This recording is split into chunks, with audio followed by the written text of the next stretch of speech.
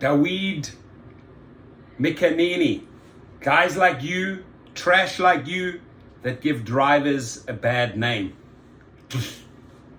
Police say Uber driver interrupted ride to rape sleeping passenger. So yeah, go feed on the weak, right? When they're drunk, when they're asleep, this creep here gets in the back seat.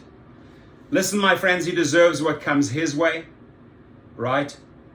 An Uber driver is accused of raping a female passenger who fell asleep in his vehicle, according to Las Vegas police. Cops probably have enough evidence to put him away.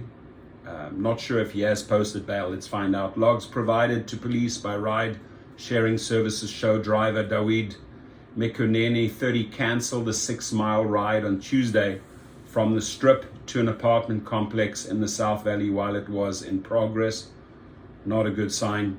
Then restarted it 22 minutes later and delivered the woman to her destination. When officers questioned him about the gap, Mikuneni attempted to deflect the question as his legs started to shake very fast, his arrest report said. He subsequently asked for a lawyer, cutting off further questioning, police said. Las Vegas Justice Court logs do not show an attorney for Mikuneni. You done, dude. You fried. Mikuneni was booked Tuesday into the Clark County Detention Center on 2 counts of sexual assault and 1 count each of battery by strangulation to commit sexual assault and kidnapping. Clark County prosecutors declined to pursue the kidnapping charge, court logs show. Bail was set at $200,000, although it was not clear if Mikuneni had posted it. He's next due in court on December the 30th. The out-of-state visitor told investigators that she fell asleep 5 minutes into the ride and woke up with the driver sexually assaulting her in the back seat. Ignoring her pleas to stop, she said the driver strangled her into unconsciousness. Jesus, and continued raping her. The driver then restarted the fare, took her to her destination, pulled her out of the car, and threw her clothes and other belongings at her. The guy's done, dude. The guy's done. I think there's enough evidence there, right? The woman ran to the building front desk and asked for help.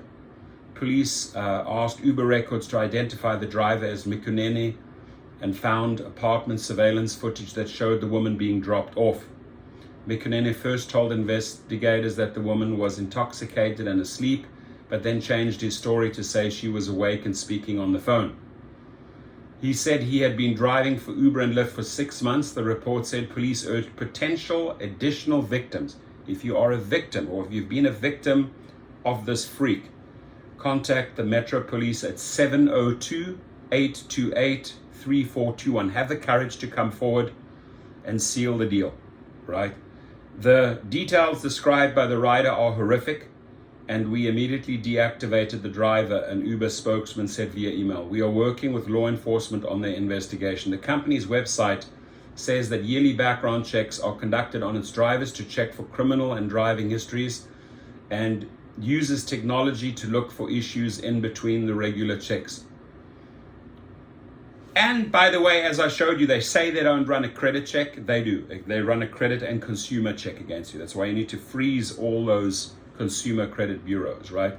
Uber also allows users of its app to report safety concerns to local enforcement. Contact Ricardo Torres Cordes. There's his email. I'll leave it below. Follow him on Twitter at Ricky Trites. Please make sure you get yourself a dash cam, right? Please have a dash cam if you're a good driver, not like that scumbag.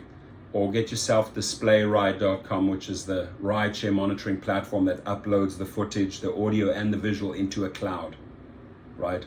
So unfortunately, this time around, it was a driver. And what can I say? Sadly, it's punks like this that give, and they're very few, that give the drivers a bad name. We are being vetted. We get our background checks, our criminal background checks, our DMV background checks, right? I would like to see the same for riders, ladies and gentlemen. I'm very, very sorry what happened to you, to the lady. I hope you recover. This is traumatizing what this individual did to you, and go after them. Go after the company and go after the individual and make sure he's locked up for good. Have a good one, everyone. Merry Christmas, happy holidays, and the very best for 2022.